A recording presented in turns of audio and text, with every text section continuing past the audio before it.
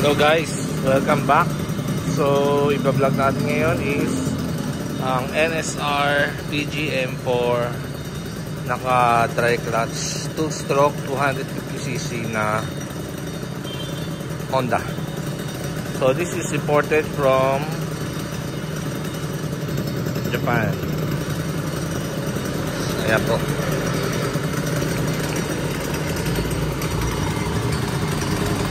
So, ang tinakbo na ito yung 9,371. This is a 2-stroke engine. Kung makikita nyo.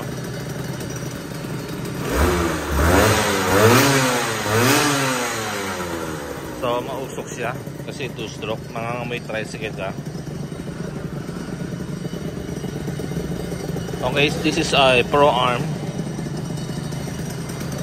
So, raw bike to. Wala tong ABS. Wala tong traction control. Wala lahat. Ano lang siya, disc brake and also kickstart. Ayan, kickstart. So ilaw niya is bulb type, hindi siya inverted fork. Ang kagandahan nito is very collectible item.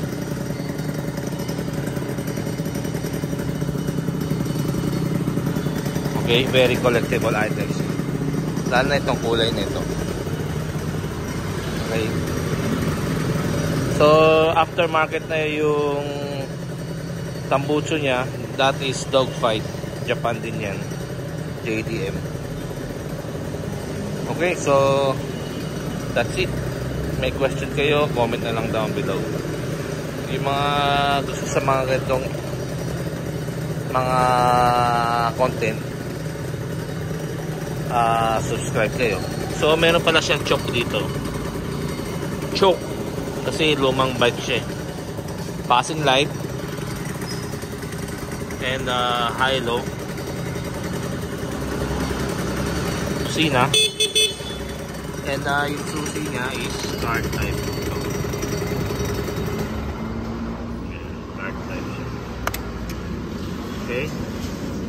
Para iwan mo lang dyan. Okay? Very nice. So, napaka-tudin na motor to. Ang ganda ng hataw niya. Problema, wala tayo sa restart. Okay, thank you po.